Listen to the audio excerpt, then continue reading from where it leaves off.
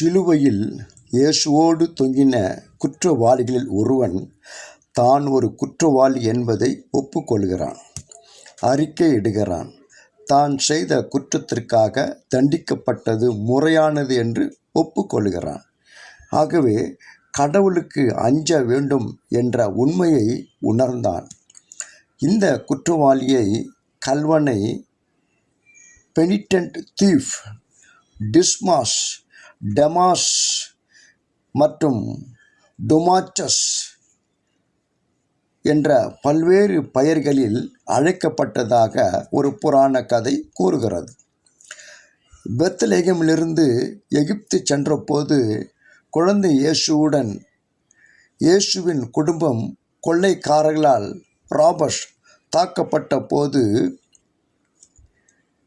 ஜுடேயன் Robin Hood என்ற கொள்ளைக்காரர்களின் கூட்ட தலைவரின் மகனால் இயேசு காப்பாற்றப்பட்டதாகவும், குழந்தை இயேசு மிகவும் அழகாக இருந்ததால் அவர் மீது கை வைக்காமல் விடுவித்ததாகவும், ஆசீர்வதிக்கப்பட்ட குழந்தையே, என் மீது இரக்கம் கொள்ளும் நேரம் வரும்போது என்னை நினைத்தருளும், அந்த நேரத்தை மறக்காமல் இருக்கவும் அந்த மகன் கேட்டுக்கொண்டதாகவும், இயேசுவை காப்பாற்றின அந்த குற்றவாளி கல்வன்தான் இயேசுவை சிலுவையில் மீண்டும் சந்தித்ததாகவும் இன்னொரு புராண கதை கூறுவதாக சொல்லப்படுகிறது.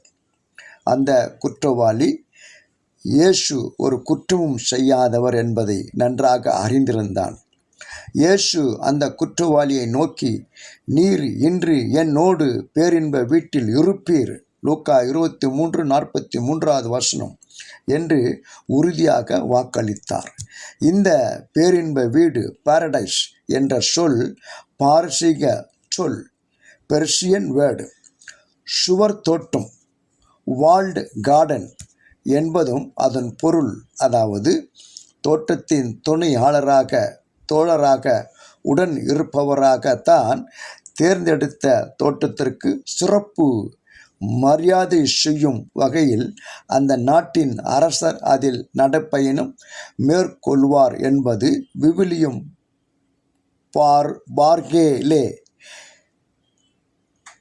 வில்லியம் பார்கேலே என்பவரின் பதிவு. அப்படியானால் அந்த குற்றவாளிக்கு கல்வனுக்கும் இயேசு வாக்களித்த இடம் என்பது அழியாத நிலையான இடம்தானே. பேரின்ப வீடு என்பது பழைய ஏற்பாட்டில் புனித மூதாதையர்கள் அடையும் நிலையாக கருதப்பட்டது. அதாவது இயேசு வாக்களித்த இடம் மதிப்பிற்குரிய இடம் என்றால் அது மிகையாகாது. ஆக வாழ்வை மதிப்பாய்வு செய்த குற்றவாளி கல்வனை போல நாம் வாழ்ந்து கொண்டிருக்கின்ற வாழ்க்கையை மதிப்பாய்வு செய்து அந்த பேரின்ப வீட்டை நோக்கி இன்றே பயணம் செய்வோமாக. சிந்திப்போம். கடவுள் உங்களை ஆசீர்வதிப்பாராக.